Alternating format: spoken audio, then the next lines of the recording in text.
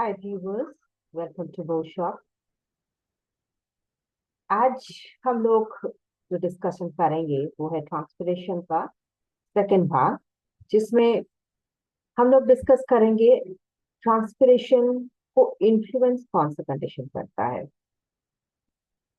उसके बाद हम लोग डिस्कस करेंगे कि एक्सेसिव ट्रांसपिरेशन को कैसे कंट्रोल करते हैं, और उसके साथ हम लोग डिस्कस करेंगे बहुत सारा एक्सपेरिमेंट्स। ठीक है, तो आज इसके शुरुआत से पहले हम एक रिक्वेस्ट करना चाहते हैं कि अगर आप इस चैनल को सब्सक्राइब नहीं किए हो तो प्लीज सब्सक्राइब कर लीजिए, और आप नोटिफिकेशन बेल भी रिंग कर लीजिए, ताकि जब भी कोई नया वीडियो अपलोड होता है तो आपको नोटिफिकेशन तुरंत मिल जाए। अगर आपको ये वीडियो पसंद आती है तो प्लीज लाइक बटन प्रेस कीजिए, और मेडिटेशन करना मत भूलिएगा। तो हम लोग भी शुरुआत करते हैं एक छोटे से मेडिटेशन से। तो इसके लिए हम लोग कॉन्सेंट्रेट करते हैं एक पॉइंट ऑफ लाइट के ऊपर। बल्ब भी हो सकता है, एक छोटा सा बिंदी भी हो सकता है, दीवार पे कोई अगर छोटा सा डॉट बना हुआ है तो उसके ऊपर भी आप कॉन्सेंट्रेट कर सकते हो। वही समझिए, उससे इमेजिन कीजिए कि वही आपका सोर्स ऑफ लाइट है, जो आपको एनर्जी दिला रही है। सारे आपके सारे शरीर के ऊपर वो लाइट पड़ रही है और आपको पूरा एनर्जी दिला रही है, पूरा बॉडी को एनर्जी दिला रही है। आप एकदम शांत बन गए हो, कोई टेंशन नहीं, कोई वरीज नहीं। उस लाइट से आपको हल्कापन महसूस हो रहा है, जैसे आप भी हल्का बन गए हो। वेट भी आपका हल्का बन गया है, आप जैसे उस हल्केपन से उड़ भी सकते हो।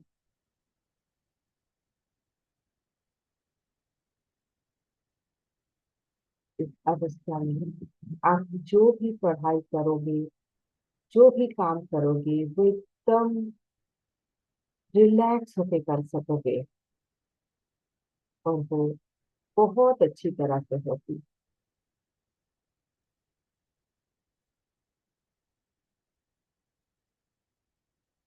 हो भी रही है। तो इसके लिए आप उस सोर्स ऑफ लाइफ को थैंक कर रहे हो, शुक्रिया अदा कर रहे हो।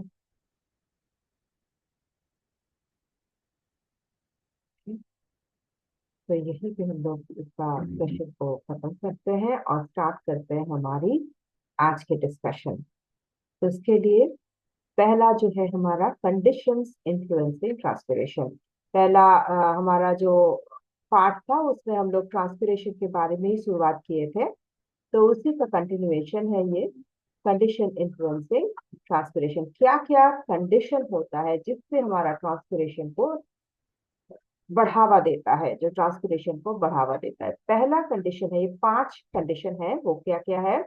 सनलाइट है, टेम्परेचर है, एयर का जो टेम्परेचर है, ह्यूमिडिटी, एयर में जो ह्यूमिडिटी रहता है इतना, और या फिर जो वाटर वेपर कंटेंट रहता है, अ, फिर विंड फ्लोइंग जो एयर रहता है वो, और availability of soil water, soil में कितना वाटर रहता है उसके ऊपर ये ट्रांसपिरेशन डिपेंड करता है। ठीक है, तो पहला आता है हमारा sunlight. Degree of the stomatal opening varies with the intensity of light। मतलब स्टोमेटल ओपनिंग, स्टोमेटा जो ओपन करता है वो कितना ओपन करेगा, वो डिपेंड करता है कितना इंटेंसिटी ऑफ लाइट है। मतलब स्टोमेटा ज्यादा ओपन करेगा अगर इंटेंसिटी ऑफ लाइट ज्यादा है। डे लाइट है तो स्टोमेटा ज्यादा ओपन होगा। फिर अगर थोड़ा सा डिम लाइट हो गया तो स्टोमेटा का ओपनिंग छोटा होता जाएगा। तो ऐसे डायरेक्टली प्रोपोर्शनल है स्टोमेटल ओपनिंग का इंटेंसिटी ऑफ लाइट के साथ। ठीक है, therefore bright sunny day stomata fully open. Bright sunny day होगा तो स्टोमेटा फुल्ली ओपन होगा और रेट ऑफ ट्रांसपिरेशन भी ज्यादा होगा। क्लाउडी डे में स्टोमेटा पार्शियली ओपन करेगा और ट्रांसपिरेशन भी लेस होगा। नाइट के टाइम जहां पे लाइट नहीं होता है स्टोमेटा क्लोज हो जाता है और ट्रांसपिरेशन भी एकदम मिनिमाइज हो जाता है, जहां पे ओनली लेंटिकुलर और क्यूटिकुलर ट्रांसपिरेशन रहता है। ठीक है, तो इसके बारे में इसका लेंटिकुलर क्या ट्रांसपिरेशन है, क्यूटिकुलर क्या ट्रांसपिरेशन, ये हमारा फर्स्ट वीडियो में है। Leaves absorb radiant light energy for photosynthesis. Leaves कहाँ से लीव्स जो रेडिएंट एनर्जी लाइट एनर्जी है वो फोटोसिंथेसिस के लिए वो एब्सॉर्ब करता है एनर्जी, लाइट एनर्जी एब्सॉर्ब करता है लीव्स। कहाँ से किसके लिए, फोटोसिंथेसिस के लिए। और जो during the day the temperature of the leaf ज्यादा रहता है, सनलाइट के थ्रू जो लाइट के थ्रू लाइट का एब्जॉर्प्शन से डे लाइट में क्या होता है, टेम्परेचर ऑफ द लीफ में टेम्परेचर ऑफ द लीफ ज्यादा हो जाता है और इवेपोरेशन ज्यादा होता है। हम्म? अगर टेम्परेचर किसी का ज्यादा है तो वो ज्यादा इवेपोरेट करता है। अगर देखते हैं ना हम लोग कि हॉट वाटर अगर एक बॉल में रख दिया जाए तो वो ज्यादा इवेपोरेट कर जाता है, तो थोड़ी देर के बाद हम लोग देखेंगे कि उसमें जो जहां तक वो बॉल में पानी था वो थोड़ा कम हो गया, क्योंकि जो हॉट वाटर था वो थोड़ा सा इवेपोरेट कर गया है। तो इसीलिए temperature of the leaf during the day अगर ज्यादा है तो वहां से इवेपोरेशन ज्यादा होगी और रैपिड भी होगी, फास्ट भी होगी। therefore transpiration is more during the sunlight। ठीक है। उसके बाद आता है temperature of the air. Air में अगर टेम्परेचर ज्यादा रहा, आउटसाइड टेम्परेचर अगर ज्यादा रहा तो रेट ऑफ ट्रांसपिरेशन ज्यादा होती है। फिर at high temperature water evaporates more freely than at low temperature. हम लोग को पता है ये कि हाई टेम्परेचर में वाटर ज्यादा इवेपोरेट करता है, लाइट अगर लो टेम्परेचर में ये इवेपोरेशन कम होती है। Also at high temperature the capacity of air to hold water vapour is more. तो क्या होता है, टेम्परेचर अगर हाई रहा तो वाटर कंटेंट, हाँ वाटर वेपर कंटेंट एयर में ज्यादा हो सकती है, क्योंकि वो एयर जो हॉट एयर है, मतलब जो I mean the temperature of the air अगर ज्यादा है तो वो ज्यादा वाटर वेपर होल्ड कर सकता है, कैपेसिटी बढ़ जाती है उसकी। ठीक है, फिर ह्यूमिडिटी ऑफ द एयर। तो क्या होता है इसमें, इसके पहले इसमें आते हैं सेकंड कंडीशन में। तो इसमें क्या होता है, तो वाटर वेपर अगर ज्यादा इसमें होल्ड करेगा तो क्या होगा, ट्रांसपिरेशन मतलब ज्यादा हो रहा है।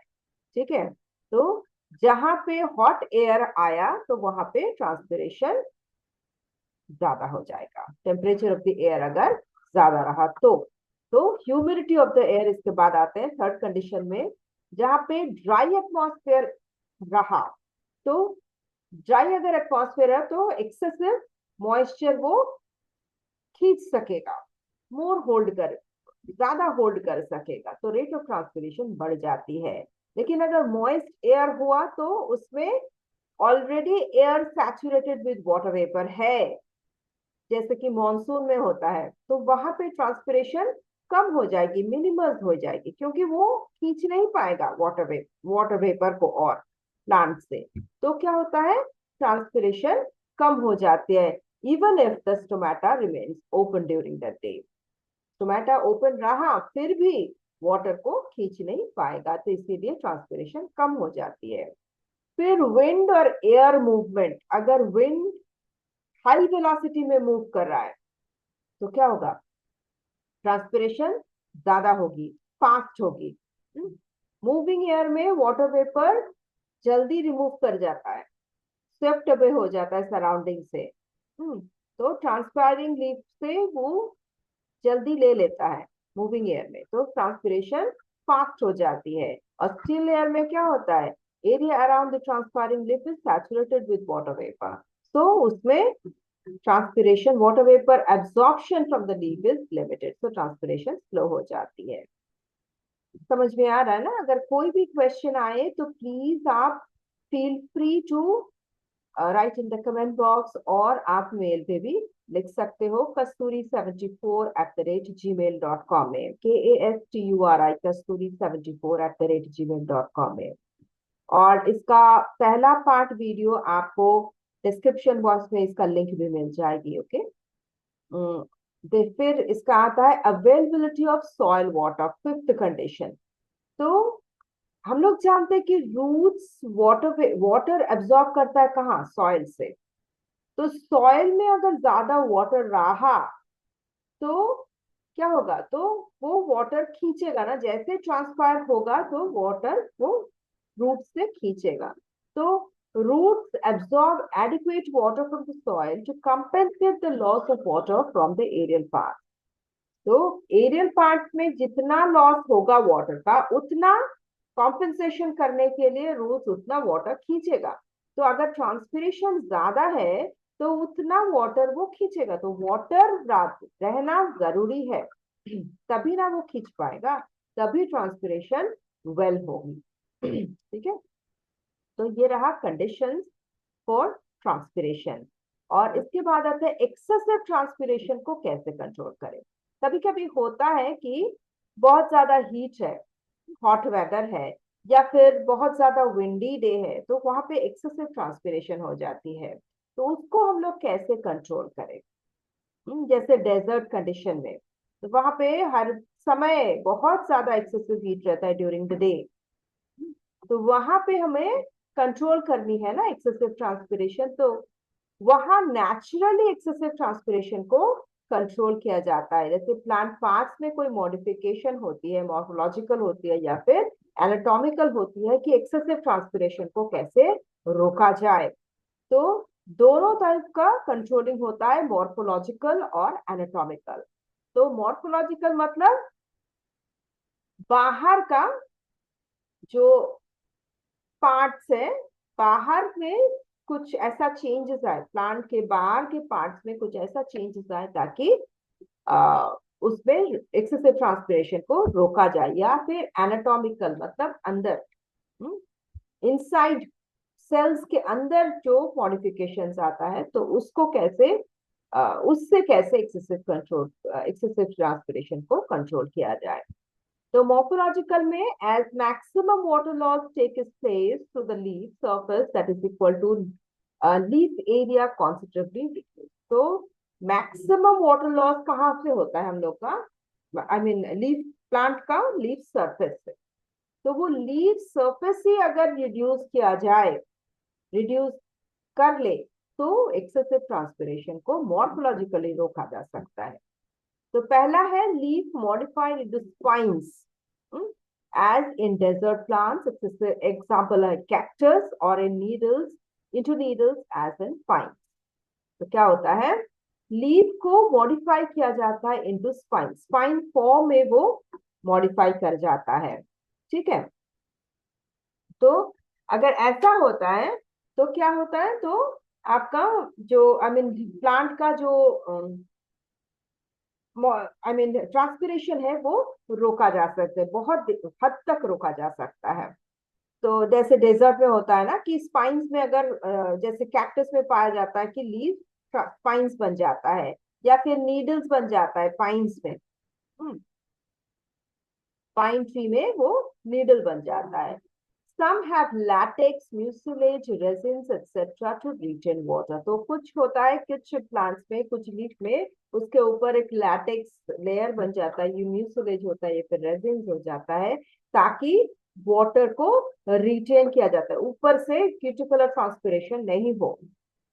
लीव्स फोल्डेड और रोल्ड अप, किसी किसी में लीव्स को फोल्ड की लीव्स फोल्डेड हो जाती है, या फिर रोल्ड अप हो जाती है। किसी किसी में लीव्स को श्रेड हो जाती है, जैसे इन डेसिडुअस प्लांट्स में क्या होता है, लीव्स गिर जाते हैं। एनाटॉमिकल में नंबर ऑफ स्टोमेटा रिड्यूस किया जाता है as they sunken in pits, example in area. तो कुछ कुछ में क्या होता है, स्टोमेटा क्या होता है, अंदर में चला जाता है, लीफ के सरफेस में कुछ पिट्स बना हुआ रहता है, कुछ होल्स बना रहता है, डिप्रेशन हो जाता है, तो जिसके अंदर स्टोमेटा रहता है। तो ऊपर रहेगा तो ज्यादा सरफेस एरिया मिल जाएगा, स्टोमेटा ओपन रहेगा तो वो ज्यादा ट्रांसपिरेशन होगा। तो उसमें क्या होता है कि नेरियम प्लांट में हम लोग देखते हैं कि उसमें थोड़ा सा डिप्रेशन बना हुआ रहता है लीफ के ऊपर, और जिसके अंदर स्टोमेटा रहता है, ठीक है, या फिर नहीं तो रिड्यूस हो जाता है stomata number. Then thick waxy cuticle developing on the epidermis, कभी कभी लीव्स के ऊपर ना बहुत ज्यादा एपिडर्मल लेयर के ऊपर बहुत मोटा सा क्यूटिकल बना हुआ रहता है, जैसे एवरग्रीन ट्रीज में रहता है, तो उसमें ज्यादा ट्रांसपिरेशन नहीं होता है। वाटरप्रूफ कवरिंग ऑफ कॉर्क और bark developing in the shrubs और ट्रीज, तो बार्क या फिर कॉर्क बना रहता है इसमें, आई मीन कॉर्क और बार्क में वाटरप्रूफ कवरिंग बना रहता है, तो कि ताकि लेंटिकुलर ट्रांसपिरेशन उसमें से ना हो, ट्रांसपिरेशन कम हो जाए। तो श्रब्स और ट्रीज में ऐसा बना रहता है किसी किसी में। Multiple epidermis developing in some tree leaves, तो किसी किसी लीव्स में बहुत सारा एपिडर्मल लेयर्स रहता है। तो फिर leave surface covered by dense coating of cutinized hairs, scales, etc.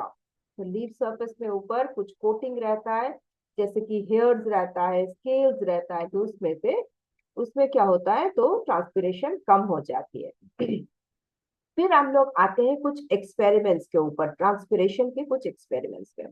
तो इस पहला एक्सपेरिमेंट जो है हम लोग देखेंगे इसमें कि water vapour is given off from the aerial parts during transpiration. तो हम लोग बोलते हैं कि ट्रांसपिरेशन में वाटर वेपर निकलता है, वाटर निकलता है एरियल पार्ट से, तो वो प्रूफ करेंगे, इसको शो करेंगे इस एक्सपेरिमेंट के थ्रू।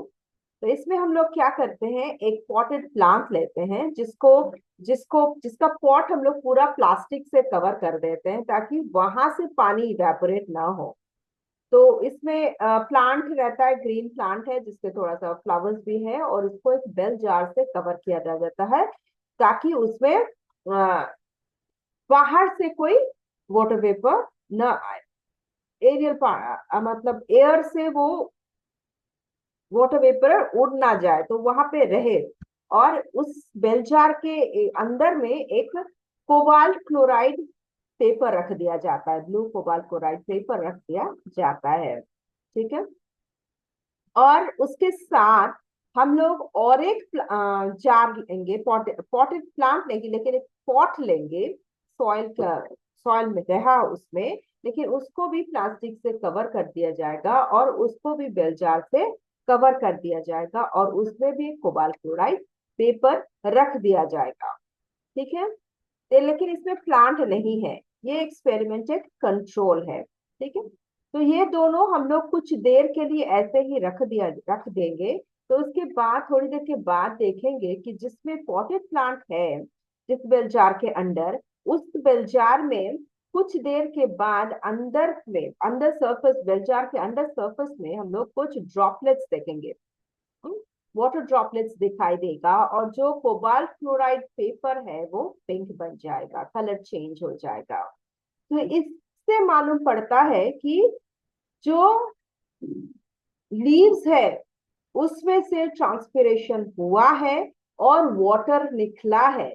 जो ड्रॉपलेट्स हम लोग देखते हैं, मॉइस्चर देखते हैं, वो होता है वाटर वेपर का जो मॉइस्चर बन गया, ड्रॉपलेट्स बन गया है, और कोबाल्ट क्लोराइड पेपर का कलर भी चेंज किया है।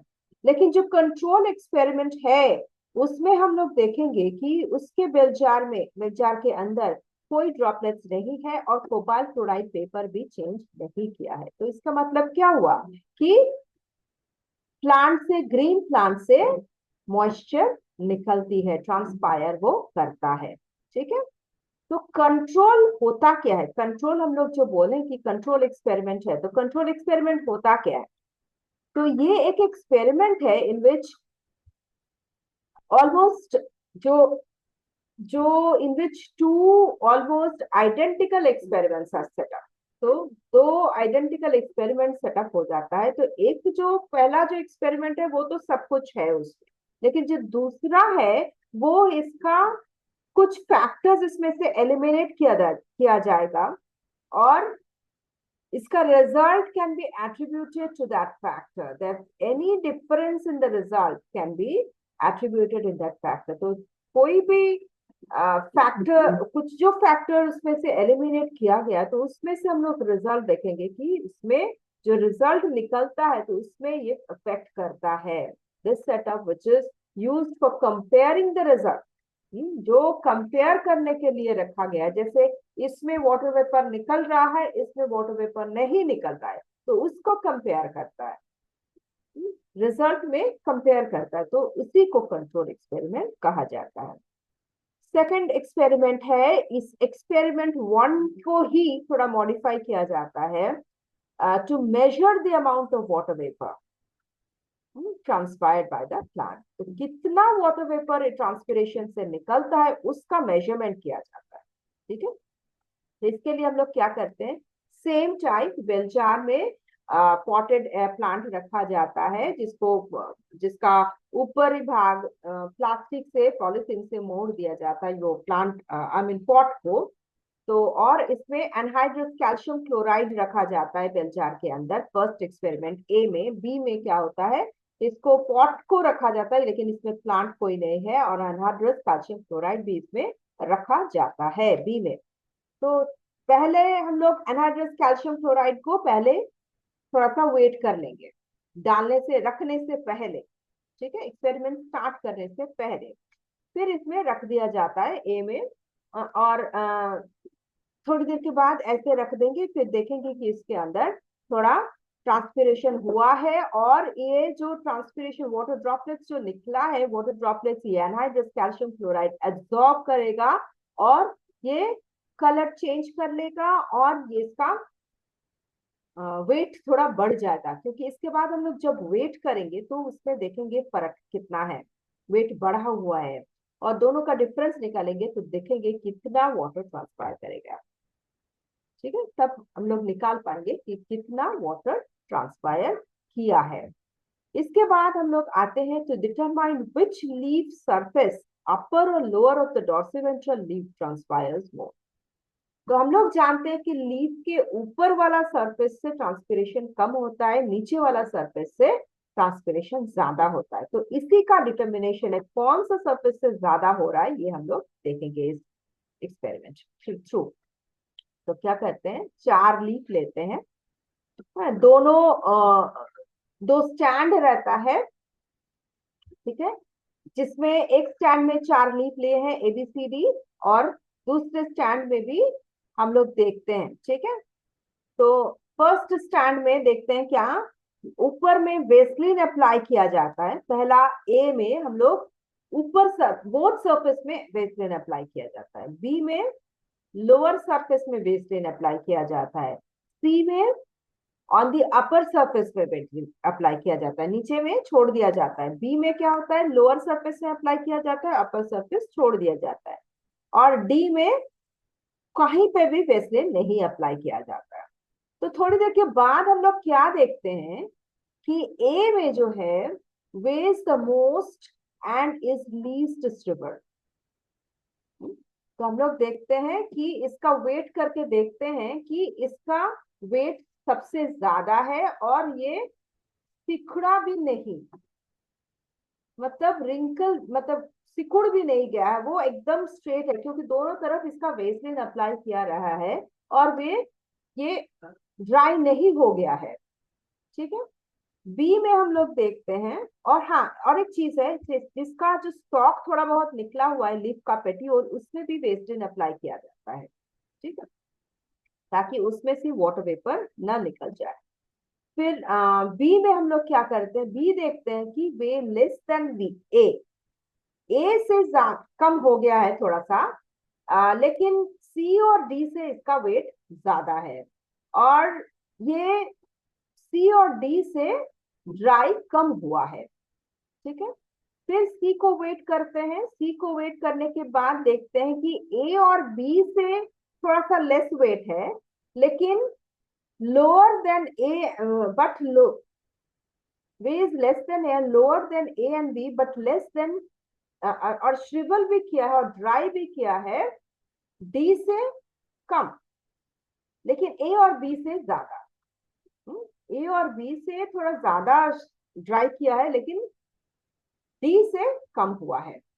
और डी में सबसे ज्यादा, सबसे वेट कम हो गया है और वो सबसे ज्यादा ड्राई हो गया है। ठीक है, सबसे ज्यादा डी ड्राई हो गया है क्योंकि उसमें से सबसे ज्यादा ट्रांसपिरेशन हुआ है, क्योंकि उसमें थोड़ा सा भी वेस्टिंग नहीं था, तो वो पूरा ही बोलने मतलब बोल सकते हैं कि वो पूरा ही ड्राई हो चुका है। ठीक है, तो लीफ से ही हमारा ट्रांसपिरेशन होता है। The cut end of each leaf stalk must also be covered with vesting, ताकि कट एंड से वाटर वेपर ना निकल जाए। The loss of weight expressed as percentage of the initial weight helps compare the rate of transpiration by the different leaves। तो ये हम लोग निकालेंगे कैसे, कैसे कितना परसेंटेज लॉस हुआ है इसके बारे में बताया गया है। तो loss of weight express as percentage, तो कितना लॉस हुआ है परसेंटेज से हम लोग पता करेंगे, परसेंटेज में फॉर्म में हम लोग पता करेंगे। तो इनिशियल वेट पहले हम लोग देख लेते हैं कितना वेट है, और ट्रांसपिरेशन के बाद कितना वेट है, इनिशियल वेट और फाइनल वेट को देखेंगे। तो फॉर्मूला क्या है, a minus b by a into 100। तो देखेंगे कितना लॉस परसेंट हुआ है। इसके बाद आता है एक्सपेरिमेंट 4 में, to show that the lower surface transpires more than the upper surface. तो हम लोग इसमें देखेंगे कि लोअर सरफेस से ज्यादा ट्रांसपिरेशन हो रहा है देन द अपर सरफेस। तो हम लोग क्या करेंगे, एक पॉटेड प्लांट लिए हैं, जिस प्लांट में ग्रीन प्लांट है और कोबाल्ट क्लोराइड पेपर दोनों तरफ अटैच करते हैं, उसके बाद ग्लास स्लाइड देके उसको अच्छे से दोनों तरफ से टेप से लगा देते हैं। ठीक है, बोथ सरफेस में लगाते हैं। तो हम लोग देखेंगे इस एक्सपेरिमेंट के कुछ देर ऐसे रख दिया जाता है। ऐसा हम लोग बना भी सकते हैं कोबाल्ट क्लोराइड पेपर, जैसे एक फिल्टर पेपर लिया गया तो उसमें 5% कोबाल्ट क्लोराइड सोल्यूशन अगर डाल दिया जाए तो वो कोबाल्ट क्लोराइड पेपर बन जाता है। द पेपर इज ब्लू, और जो वाटर मॉइस्चर में आने से बाद वो पिंक बन जाता है। तो ऐसे अगर एक्सपेरिमेंट हमको रख दिया जाता है कुछ देर के लिए सनलाइट में, तो हम लोग देखेंगे कि जो नीचे वाला कोबाल्ट क्लोराइड पेपर है वो जल्दी पिंक बन जाता है देन दी अपर वन। तो इससे पता चलता है कि नीचे सरफेस से, लीफ का नीचे सरफेस से ज्यादा ट्रांसपिरेशन होती है। ठीक है, इसके बाद आता है to measure the rate of transpiration by loss in weight of a leafy shoot. तो ट्रांसपिरेशन को मेजर करने कितना लॉस इन वेट होता है लीफ शूट से, इसको हम लोग मेजर करते हैं। तो कैसे करेंगे इसका, एक पैन ले लिए, वेटेड पैन बीम बैलेंस ले लिए, जिसके अंदर दो पैन्स है और जिसमें दो टेस्ट ट्यूब अटैच किया जाता है, जिसमें वाटर है, और वाटर के ऊपर हम लोग एक में पॉटेड एक प्लांट लगाया गया है और एक में कंट्रोल के लिए कोई प्लांट नहीं, सिर्फ वाटर है। और वाटर से वाटर वेपर ना निकल जाए इसके लिए उसके ऊपर एक ऑयल फिल्म रख दिया गया है, ऑयल कोटिंग रख दिया गया है। ठीक है, तो इसके बाद हम लोग क्या करते हैं, बी में हम लोग थोड़ा वेट भी रखते हैं, थोड़ा बहुत वेट रखते हैं इसको बैलेंस करने के लिए। जैसे इसमें प्लांट है तो इसको बैलेंस करने के लिए हम लोग 2-3 वेट रखते हैं। तो इसके बाद हम लोग क्या देखेंगे, कुछ देर के बाद ए में ट्रांसपिरेशन होता है तो ये वाटर लॉस हो जाता है। वाटर लॉस होने के बाद देखेंगे कि इसका वेट कम हो जाता है और बी का वेट ज्यादा हो जाता है। तो इसमें से पता चलता है कि कितना वेट हमारा फोटोसिंथेसिस आई मीन ट्रांसपिरेशन में निकल गया है। तो इंक्रीज इन वेट तो होता है क्योंकि ग्रीन प्लांट है तो फोटोसिंथेसिस के द्वारा वेट बढ़ेगा, फिर रेस्पिरेशन जब होगा तो वेट कमेगा, तो घट जाएगा, तो उसमें बैलेंस हो जाता है। वेरी स्मॉल, वो नेग्लिजिबल अमाउंट है तो उसको हम लोग नेग्लेक्ट कर लेते हैं। लेकिन इसके बाद बावजूद हम देखेंगे कि वेट इसमें बी में ज्यादा हो जाता है, क्योंकि इसका ट्रांसपिरेशन के बाद इसका वेट कम हो जाती है ए में। तो इसके बाद आते हैं हम लोग एंटी ट्रांसपेरेंस किसको कहते हैं। एंटी ट्रांसपेरेंस एक सब्सटेंस है जो कि स्प्रे किया जाता है ऑन स्टेम और लीफ के ऊपर प्लांट्स के to reduce the rate of transpiration of water loss, usually generally by farmers in drought situations to protect evergreen plants from dry winter winds। तो farmers इसको स्प्रे करते हैं इसके ऊपर ग्रीन प्लांट्स के ऊपर ताकि विंटर विंड्स में वो ड्राई ना हो जाए। तो इसको एंटी ट्रांसपेरेंस बोलते हैं। तो ये दो तरह का होता है, एक मेटाबॉलिक इनहिबिटर्स होता है और film forming antitranspirants. Metabolic inhibitors कौन सा है, जो रिड्यूस करता है स्टोमेटल ओपनिंग को, स्टोमेटल ओपनिंग कम खोलना खोले ऐसा करते हैं, तो इंक्रीज जिसके चलते increase in the leaf resistance to water vapour. तो वाटर वेपर ये रेजिस्ट करता है बाहर निकलने में without affecting the carbon dioxide uptake. Carbon dioxide uptake में इसमें कोई बाधा नहीं डालते हैं, लेकिन वाटर वेपर रिटेन किया जाता है। तो इसको जैसे एस्पिरिन है, फिनाइल मर्क्यूरिक एसिटेट है, ये सब मेटाबॉलिक एस्पिरिन इनहिबिटर्स है। और फिर फिल्म फॉर्मिंग एंटी ट्रांसपेरेंस कौन कौन सा है, सिलिकॉन है, ऑयल, सिलिकॉन ऑयल्स है, वैक्सेस है, ये फॉर्म करता है कलरलेस फिल्म लीफ सरफेस के ऊपर, जिससे डिफ्यूजन ऑफ गैसेस तो होता है लेकिन वाटर वेपर नहीं होता है। वाटर वेपर डिफ्यूज नहीं करता है लेकिन अदर गैसेस को कर सकता है। तो इसको कलर फिल्म बनाया जाता है एंटी ट्रांसपेरेंट के थ्रू। सिलिकॉन ऑयल्स फिर वैक्स डाला जाता है। तो दूसरा आई मीन सिक्स एक्सपेरिमेंट है rate of transpiration in a potted plant. कितना ट्रांसपिरेशन हो रहा है इसका रेट हम लोग देखेंगे। तो इसको एक बैलेंस के ऊपर रखा गया है, ठीक है, एक्सपेरिमेंटल सेटअप है ये, to measure the rate of transpiration. तो हम लोग देखेंगे एक पॉटेड प्लांट है जिसका पॉट को हम लोग प्लास्टिक कवर से बंद कर देते हैं ताकि पॉट से इवेपोरेशन ना हो जाए। और इसका इनिशियल हम लोग मेजरमेंट देख लेंगे, कहाँ पे ग्रेजुएशन है, ग्रेजुएशन के ऊपर हम लोग देख लेंगे कितना मार्क किया हुआ है। उसके बाद थोड़ी देर के बाद ट्रांसपिरेशन हो जाता है तो देखेंगे कि इसका नीडल कहाँ पे पहुंचता है। तो उसको देख के हम लोग कैलकुलेट कर सकते हैं कितना रेट ऑफ ट्रांसपिरेशन हो रहा है और लॉस इन वेट कितना हुआ, ठीक है। तो ऐसे हम लोग एक्सपेरिमेंट्स और भी है हमारा। तो इस एक्सपेरिमेंट्स का हम लोग नेक्स्ट वीडियो में डिस्कशन करेंगे। और थोड़ा बहुत जो भी बाकी है यूसेज क्या है ट्रांसपिरेशन के ऊपर, तो एडवांटेजेस, तो वो सब हम लोग देखेंगे नेक्स्ट वीडियो में। तब तक के लिए आप लोग इसको रिवाइज करते रहिए और इसका फर्स्ट पार्ट का लिंक भी आपको मिल जाएगी इस डिस्क्रिप्शन बॉक्स के, इस वीडियो के डिस्क्रिप्शन बॉक्स में। और रिवाइज करते रहिए और कोई भी प्रश्न आए, कोई भी क्वेश्चन आता है इस चैप्टर से, तो please feel free to mention in the comment box और in the email ID kasturi74@gmail.com में। ओके, तो और मेडिटेशन करना मत भूलिए। और अगर आप सब्सक्राइब नहीं किए हो तो प्लीज सब्सक्राइब कर लीजिए ताकि कोई भी अगर वीडियो अपलोड होता है तो आपको नोटिफिकेशन मिल जाए। Okay, thank you for joining and have a good day.